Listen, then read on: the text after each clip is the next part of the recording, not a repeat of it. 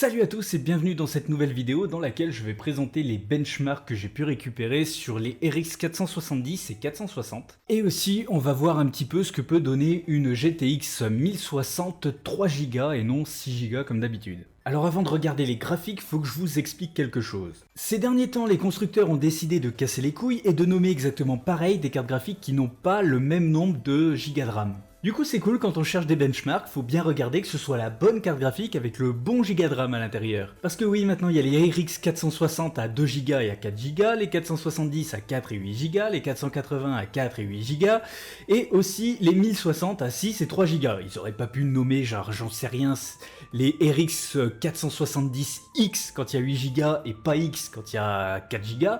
Non, c'est les mêmes noms, voilà, ils ont décidé de casser les couilles, comme ça embrouille bien. En plus ceux qui connaissent pas trop, qui vont chercher sur des cartes graphiques sur internet, c'est genre il y en a un qui va vouloir acheter une 1060, il va se dire waouh, celle-là elle est à 230 €, c'est une 1060, ça va être trop bien. Sauf qu'en fait ça va être une 1060 à 3Go au lieu de 6. Donc lui, admettons, il a regardé des benchmarks, il se dit ouais c'est cool, et en fait il aura pas une carte graphique à laquelle il s'attendait, vu qu'il n'a pas le même nombre de gigas à l'intérieur. Donc c'est cool, merci les deux constructeurs d'avoir fait ça. Comme si vous pouvez pas se contenter juste de renommer les cartes graphiques, histoire de voir directement ce qu'il y a dedans, quoi. Donc voilà, dans mon tableau, j'ai rajouté les 460, etc., tout avec les gigas différents. Alors ce qu'il faut remarquer, c'est que par exemple, j'ai pas forcément trouvé les benchmarks pour chaque gamme. Par exemple, pour la RX 470 8Go, ce que j'ai fait, c'est que j'ai regardé des benchmarks qui comparaient la 4Go et la 8Go, quelles étaient les performances, et donc en fait j'ai mis les performances en fonction de ce que j'avais trouvé sur la 470 et sur la 4Go et la 8Go. J'ai pas trouvé de benchmark qui testait par exemple la 8Go en elle-même par rapport à d'autres cartes. En général, j'ai trouvé des 8Go qui étaient comparés à d'autres 4Go, mais pas par rapport à tout. Du coup, je me suis basé vraiment par rapport à ça en fait, par rapport à mon idée. Disons que les 95% que j'ai mis ici, là, ne correspondent pas forcément à ce qui est réel. C'est ce que j'en ai un peu déduit en regardant des benchmarks. Par contre, les 91%, c'est bien ce que j'ai trouvé en regardant les benchmarks. Donc il y a la RX 470 8Go pour lequel j'ai pas trouvé vraiment de benchmark. Pour la 460, j'ai tout trouvé. Pour la 470 4Go, j'ai trouvé. La 480, j'ai trouvé pour les deux, et pour la 1060, par contre, pareil, je me suis basé un peu par rapport aux benchmarks que j'ai pu voir, qui comparaient un peu la 3Go avec la 6Go, etc. Donc j'ai pas trouvé de vrai benchmark qui testait la 3Go. Donc voilà, pour la RX 470 8Go et la GTX 1060 3Go, les benchmarks que j'ai là sont vraiment à prendre avec des pincettes. Le reste, c'est tout bon, mais ces deux-là, faut vraiment avec des pincettes. Du coup, on va regarder un peu les performances sur ce graphique. Qu'est-ce que ça donne? Alors, on remarque que la 460 4Go et 2Go, donc la 4Go est plus puissante, hein, c'est pas étonnant, on dirait de 10% à peu près. On verra après en fonction des prix. Est-ce que ça vaut le coup ou pas de prendre une 4Go plutôt qu'une 2Go? Ensuite, la 470, donc comme j'ai dit, la 8Go, faut pas trop s'y baser dessus, faut regarder surtout la 4Go parce que, encore une fois, les benchmarks de 470 8Go, j'en ai pas trouvé bien. Du coup, la 470, elle est un petit peu inférieure à une 970, et on va voir est-ce que niveau performance-prix, ça vaut le coup ou non par rapport à une 970. Ensuite, la RX 480 à 4Go est légèrement au-dessus d'une 970, mais on voit que la RX 480 8Go est même au-dessus d'une 390. Alors est-ce que ça vaut le coup? C'est ce qu'on va voir. Et enfin, pour la GTX 1060 3Go, j'ai trouvé à peu près des benchmarks similaires à une 970.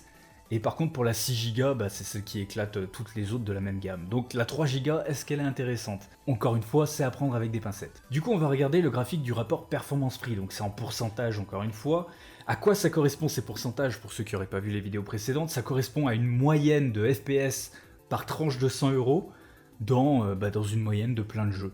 Donc en fait, grâce à ça, vous pouvez voir à peu près les FPS moyens que vous pourrez avoir dans un jeu, dans une moyenne de jeux vidéo pour 100 € dépensés. Donc admettons, ici on est à plus de 50% avec une 970. 970 qui coûte à l'heure actuelle, comme on voit ici, 190 €. Donc il faut multiplier, c'est un peu plus de 50%.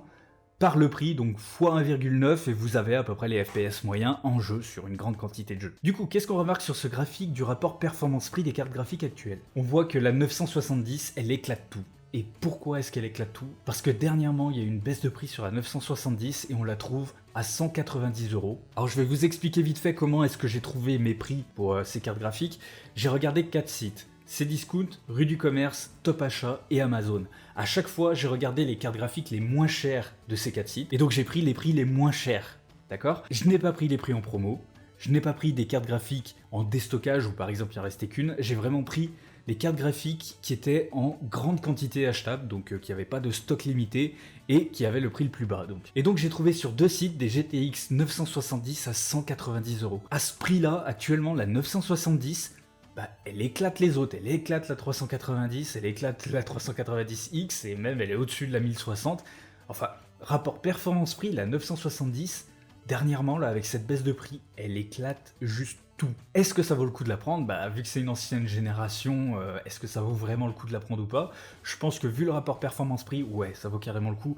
Pour un prix inférieur à 200 euros, clairement, la 970, elle vaut carrément le coup, quoi. Quand on compare, par exemple, la RX 470, qui est légèrement inférieure, mais qui coûte aussi un peu moins cher, donc la RX 470, on voit qu'elle coûte 200 euros pour la version 4Go et donc 250 euros pour la version 8Go. Donc là, c'est la 470 4Go. On voit que niveau rapport performance-prix, c'est la deuxième carte. Donc en fait, dans cette gamme-là, vraiment, ça vaut le coup. Même que ce soit la 470 ou la 970, je pense que les deux valent le coup. Après, donc on voit que la 470 8Go, qui est à prendre avec des pincettes, elle est bien inférieure parce qu'elle coûte 50 euros de plus quand même pour des performances pas énormes en plus.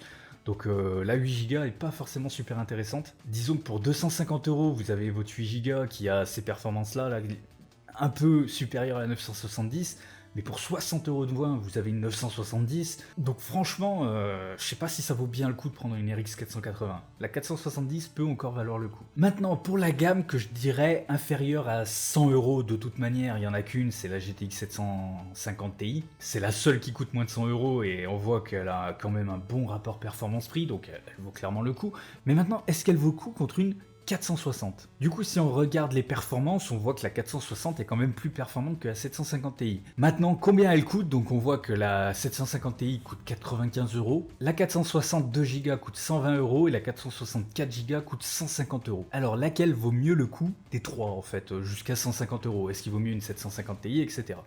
Je pense que la plus intéressante, c'est la RX 460. Ça vaut le coup de dépenser une trentaine d'euros en plus pour prendre une RX 460 2Go plutôt qu'une 750 Ti. Pour 30 euros, vous aurez quand même des performances bien meilleures. On voit que la 2Go est à 49%, tandis que la 750 Ti est à 40%. Donc si on ramène sur un taux à 100%, ça fait environ plus 20% de performance sur la 460 par rapport à une 750 Ti, ce qui est vraiment pas négligeable.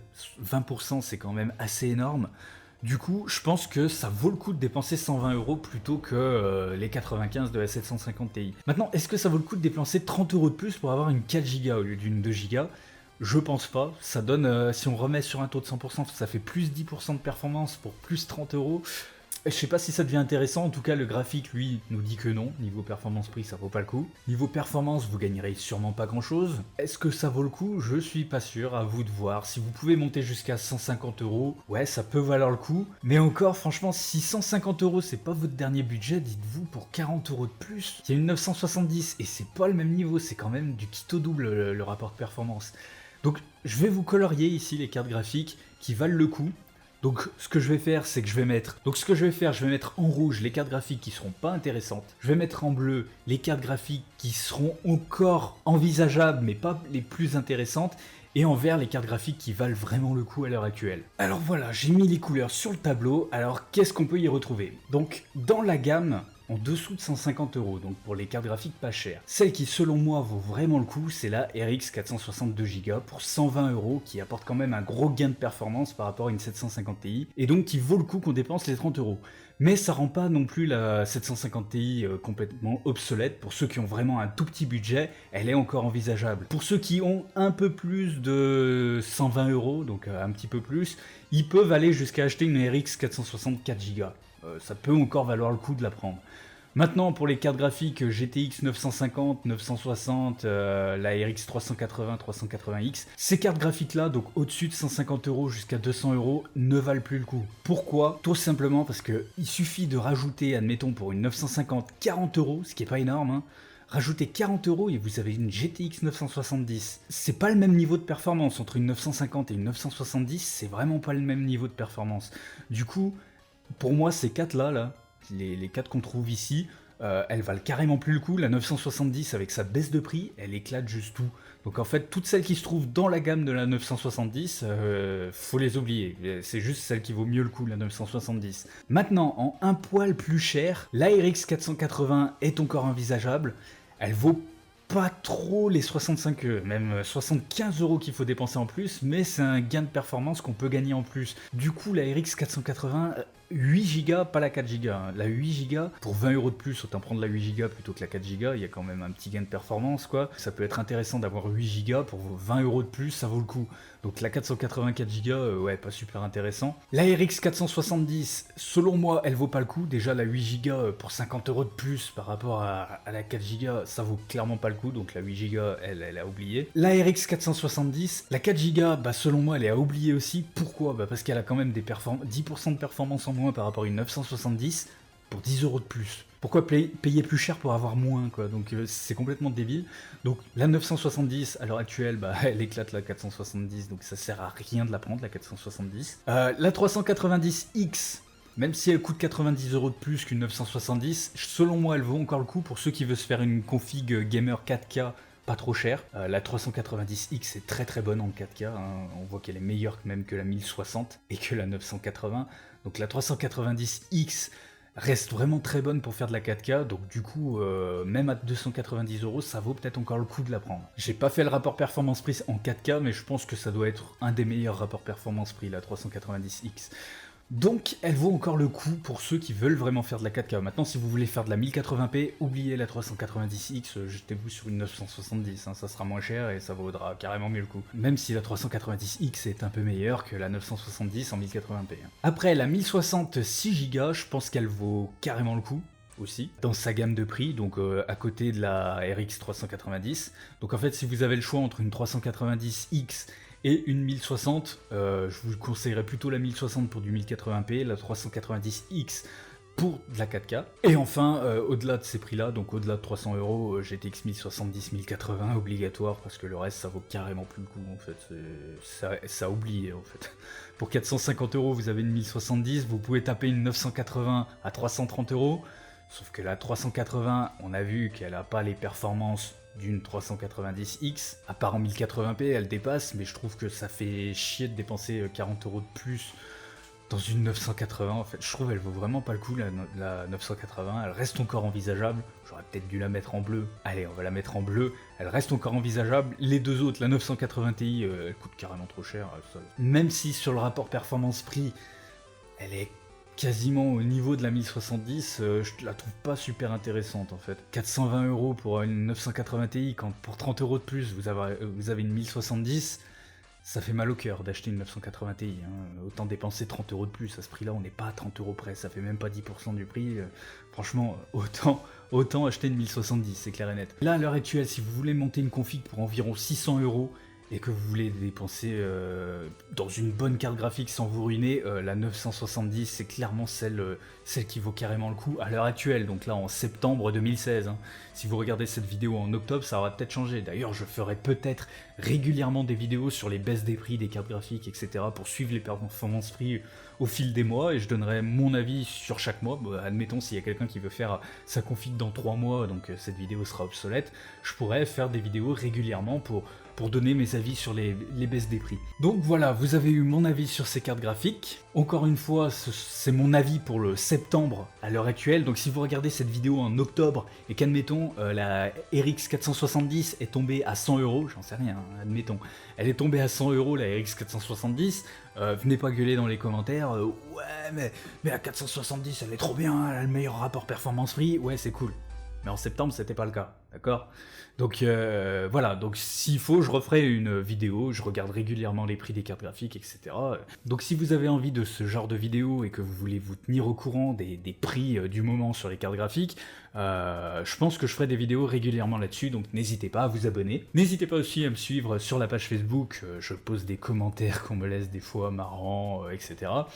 Je pose 2-3 petits trucs aussi sur GameMaker sur Facebook. Enfin, vous pouvez aussi me soutenir sur Tipeee, ça fait toujours plaisir un petit don. Ou si vous n'avez pas les moyens et que vous voulez quand même me soutenir, vous pouvez regarder la pub en fin de vidéo. Vous allez jusqu'à la fin de la vidéo et il y a une pub qui va être diffusée, donc si vous la regardez, ça me fera du revenu. Donc sur ce, j'espère que cette vidéo vous aura plu, qu'elle vous aura tenu au courant de ce qui se passe au niveau carte graphique en ce moment. Je ferai peut-être la même sorte de vidéo sur les processeurs. Je pense à la prochaine génération de processeurs qui sortira, j'essaierai de me tenir au courant aussi régulièrement. En ce moment, ça bouge pas trop. C'est vrai que les processeurs, c'est pas comme les cartes graphiques, ça baisse pas régulièrement de prix d'un coup. Ça stagne souvent. Donc, c'est pas forcément des vidéos que je pourrais faire très souvent, mais ça peut être intéressant de temps en temps. Donc sur ce, je vais vous dire au revoir à tous et faites pas trop les fous.